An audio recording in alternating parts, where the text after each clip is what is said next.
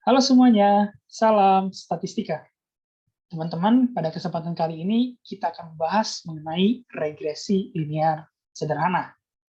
Nah, sepertinya ini adalah suatu bahasan yang udah familiar lah ya bagi teman-teman statistika sekalian.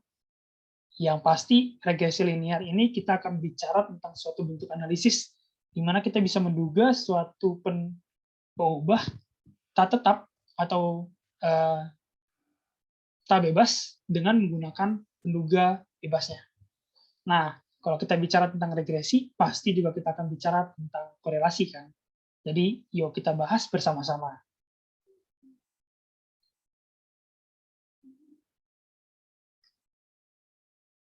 Nah, adapun submateri yang akan kita bahas pada saat ini, yakni adalah yang pertama korelasi, yang kedua pengertian dan model analisis regresi, dan yang ketiga adalah pendugaan parameter dengan menggunakan metode kuadrat terkecil. Kita masuk ke submateri pertama, yakni adalah korelasi. Apa sih sebenarnya korelasi itu? Korelasi merupakan ukuran keratan linear. Jadi teman-teman, korelasi adalah suatu ukuran di mana kita bisa mengetahui seberapa kuatkah hubungan antar variabel pada suatu hubungan linear. Ingat ya teman-teman, hubungan linear. Hubungan linear itu seperti apa? Hubungan linear itu adalah hubungan yang kodenya satu. Kalau teman-teman masih belum tahu, lebih baik teman-teman sekarang cari referensi dan cari tahu apa itu hubungan linear. Dalam model regresi, koefisien beta 1 slope, ntar kita akan kenalan nih, siapa sih sebenarnya dia ini, menjelaskan apakah hubungan X dan Y positif atau negatif, sehingga bisa menentukan kecenderungan atau tren perubahan Y jika X berubah. Tapi sayangnya koefisien ini tidak menjelaskan seberapa kuat hubungan yang diberikan antara X dengan Y. Nah, ukuran yang menentukan seberapa kuat hubungan antara X dan Y adalah korelasi. Korelasi yang paling umum kita kenal adalah korelasi Pearson, yang persamaannya adalah sebagai berikut. Nah, persamaan ini bisa kita turunkan lagi kalau kita punya nilai duga dari beta 1, yakni R sama dengan beta 1 dikalikan Sx per Sy, di mana Sx dan Sy adalah simpangan baku dari X dan Y. Nah, apa saja sih sifat-sifat dari korelasi sendiri? Yang pertama, korelasi hanya mengukur keratan linear. Nah, jadi hubungan yang tak linear itu tidak dapat diukur dengan menggunakan korelasi. Di sini disajikan ada 4 macam grafik, teman-teman. Nah, grafik yang sini, ini adalah grafik dari hubungan linear. Kita bisa dengan mudah melihatnya dengan melihat kecenderungan peningkatan pada tiap-tiap amatan yang saling searah gitu ya. Kemudian kalau ini ke atas, kemudian ini turun ke bawah, seperti itu. Dan dengan demikian, kita bisa melihat bahwa pada amatan ini adalah hubungan yang linear, sehingga ada korelasi di dalamnya. Atau kita bisa menentukan korelasinya. Sedangkan untuk persamaan yang bawah ini, teman-teman, yang satu, ini dia membentuk sebuah gugus amatan yang kita amati seperti sebentuk lingkaran. Dan dibandingkan dengan ini, kita tidak tahu nih pergerakannya itu sebenarnya cenderung kemana gitu kan. Atau yang satu lagi adalah berupa bentuk parabola, yang mana kita tahu ini adalah bentuk kuadratik, sehingga tidak linear. Karena kedua persamaan ini adalah hubungan yang tidak linear, maka kita tidak dapat mengukur korelasi di antara hubungan tersebut. Kemudian, sifat yang kedua adalah dalam regresi ada koefisien determinasi R kuadrat dan atau R square, di mana R kuadrat ini adalah ukuran kekuatan prediksi dari model. Kemudian sifat yang ketiga, parameter korelasi itu adalah rho, sedangkan statistiknya adalah R. Nah, ini teman-teman harus amati dengan jelas ya, dan harus tahu apa perbedaan antara parameter dan statistik. Nah, tambahan lainnya, korelasi R itu memiliki tanda yang sama dengan nilai slope B, tadi ya, beta 1, di mana nilai R itu bisa bernilai positif, yang artinya titik-titik atau tiap amatan pada scatter plot itu memiliki kecenderungan naik, dan R lebih kecil dari 0 atau R bernilai negatif adalah ketika titik-titik pada scatter plot itu memiliki tren untuk menurun. Nah, nilai dari korelasi R ini selalu berada di antara min 1 hingga 1. Jadi dia berada di antara min 1 lebih kecil daripada R, lebih kecil lagi dari plus 1. Kemudian semakin besar nilai R menunjukkan semakin kuat hubungan asosiasi hubungan korelasi antara peubah tadi. Dengan R sama dengan plus minus 1 menunjukkan bahwa titik-titik tersebut benar-benar linear terhadap garis regresinya. Nah, begitu teman-teman. Nah, selanjutnya kita akan masuk ke bahasan kedua, yakni adalah pengertian dan model analisis regresi. Apa sih analisis regresi itu?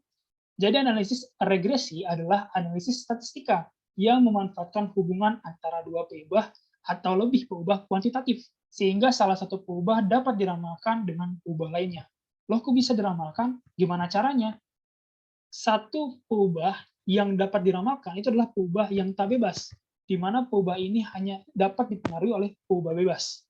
Jadi kita bisa meramalkan peubah tak bebas karena ya tadi dia cuma bisa dipengaruhi oleh peubah tak bebas. Dengan kata lain, ketika peubah tak bebas, kembali. Jadi peubah tak bebas itu bisa kita ramalkan dengan peubah bebas, di mana ketika peubah bebas berubah, maka otomatis peubah tak bebas ini akan berubah. Lanjut.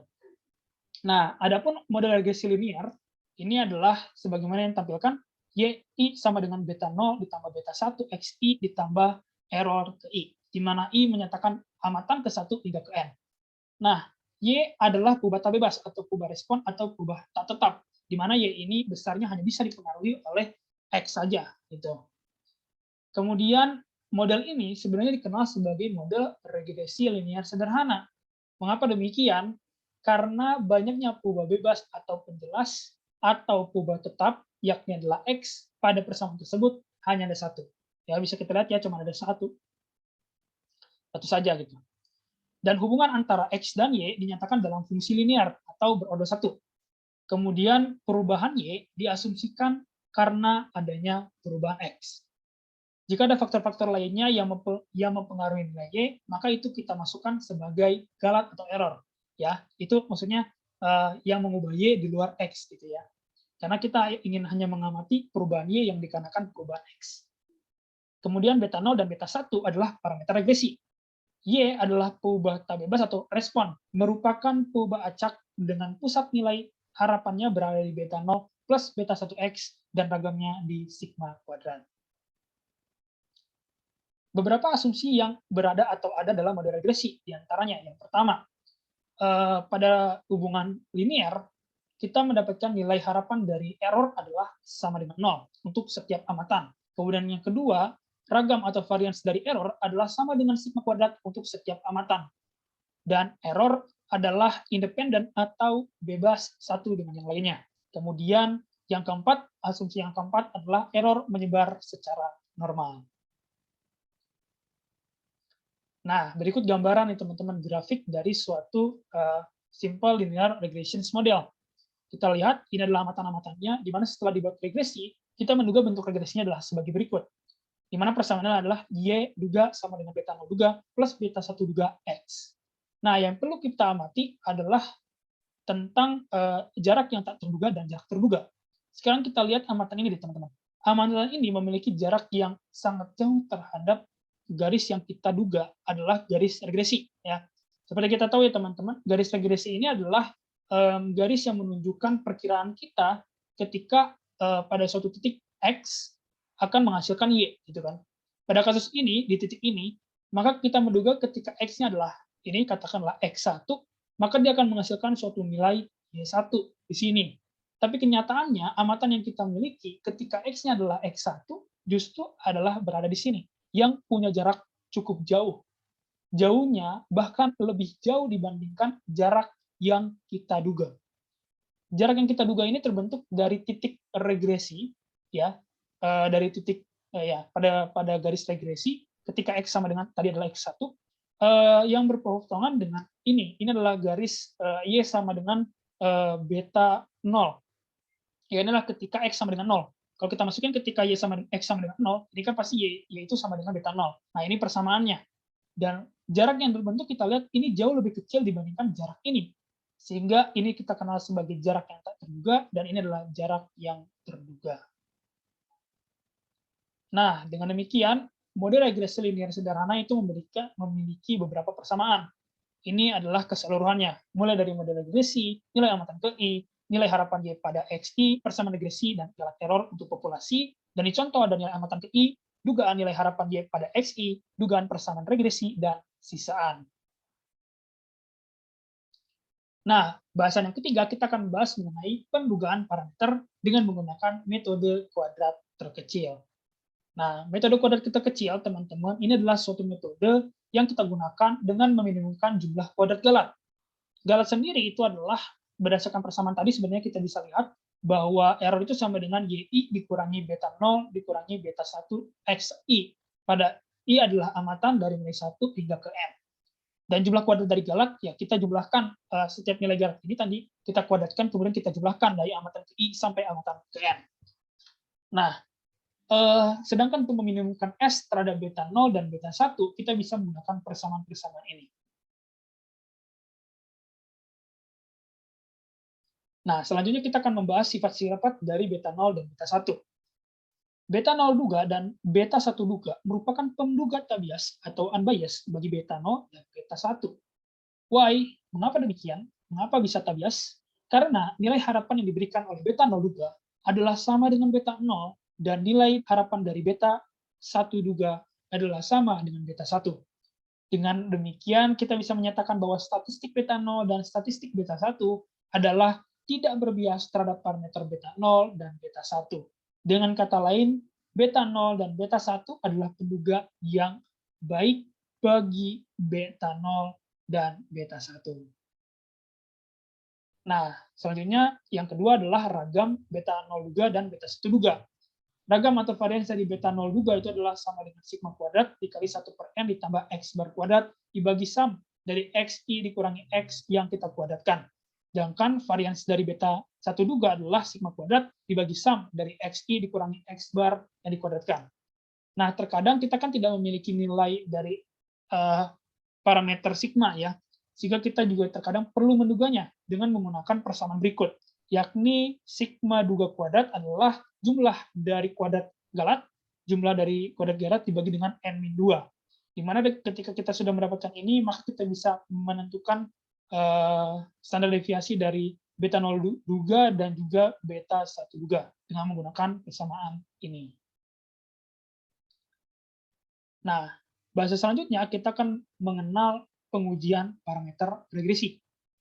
Jadi jika kita punya Y1, Y2, hingga ke Y, yang adalah contoh acak dari suatu populasi yang menyebar secara normal, di mana YI menyebar secara normal pada mu, sigma kuadrat, maka sebaran dari beta 0 duga dan beta 1 duga adalah beta 0 duga menyebar secara normal pada beta 0, varians beta 0 duga, dan beta 1 duga, ini salah tulis, menyebar secara normal pada beta 1, varians beta 1 duga. Nah, pada pengujian kita harus memiliki hipotesis H0 dan H1. H0-nya kalau untuk beta 0 ya adalah sampingan 0. Sedangkan H1-nya ya kita tentukan apakah kita pengen mengujinya pada dua arah atau satu arah. Kalau pada dua arah kita bisa menuliskan H1 adalah beta 0 tidak sama dengan 0. Kalau pada satu arah kita bisa menuliskan beta 0 lebih kecil dari 0 atau beta 0 lebih besar dari 0. Up to you. Nah, hal itu juga terjadi kepada hipotesis untuk beta 1. Di mana H0-nya adalah beta 1 sama 0 dan H1-nya ditentukan lagi apakah dua arah atau satu arah. Dan nantinya untuk menentukan apakah hipotesis tersebut teruji untuk mengujinya, maka kita memerlukan statistik T-hitung. Di mana statistik T-hitung adalah dugaan dibagi dengan S dari dugaan tadi. Untuk beta 0 berarti adalah beta 0 duga dibagi S beta 0, S beta 0 duga, dan untuk beta 1 adalah beta 1 duga dibagi S beta 1 duga. Derajat bebas dari uji T adalah N-2. Kita bisa menolak H0 jika nantinya nilai T-hitung yang kita dapatkan lebih besar dibandingkan T dari alfa per 2 N-2 untuk uji dua arah. Sedangkan untuk uji satu arah perlu diselesaikan. Teman-teman cari deh. Pasti ada kok. Oke, lanjut kita ke bahasan selanjutnya, yakni adalah selang kepercayaan parameter. Sebagaimana kita ketahui, selang kepercayaan adalah suatu selang atau suatu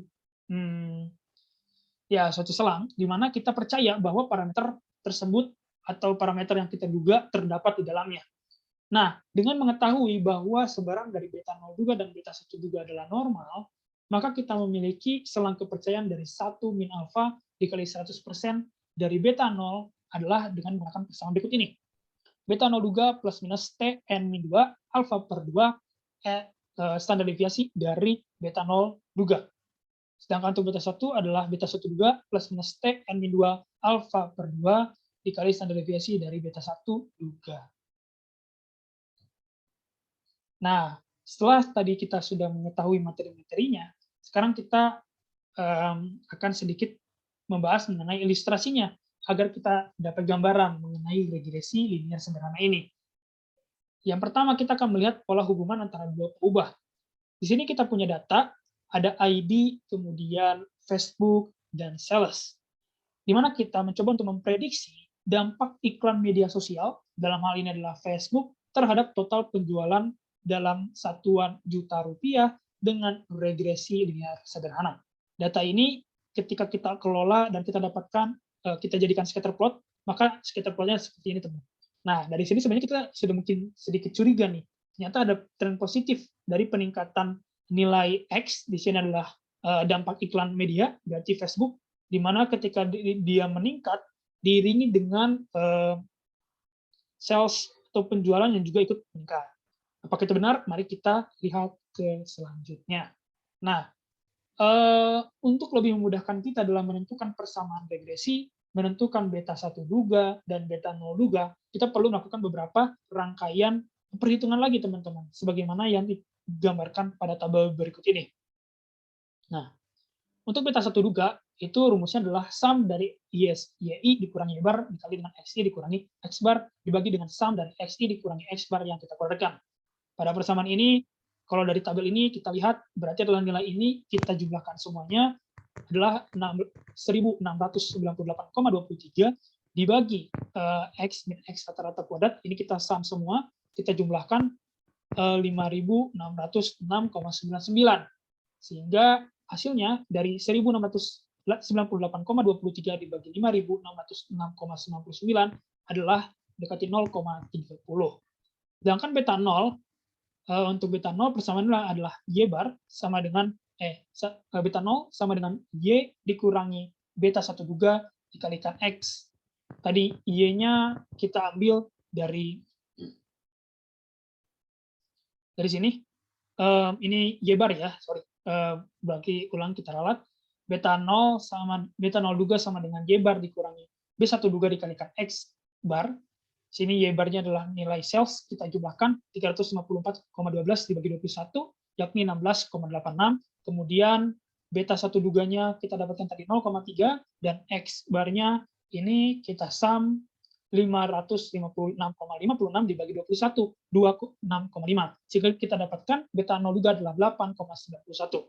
Kalau kita sudah dapat beta 1 duga dan beta 0 duga, maka kita bisa menentukan dugaan persamaan regresi, yakni Y duga sama dengan beta 0 duga plus beta 1 duga X, yakni adalah 8,91 ditambah 0,3X. Yang kita digambarkan menggunakan kita buat garis, maka bentuknya adalah seperti ini. Maka demikian adalah persamaan regresi bagi kasus tadi. Oke teman-teman, dengan demikian berakhir juga lah bahasan kita pada hari ini mengenai analisis regresi sederhana. Semoga apa yang aku sampaikan saat ini bisa memberikan motivasi bagi teman-teman untuk belajar statistika, karena statistika itu rumit, tetapi menarik. Salam statistika. Bye-bye.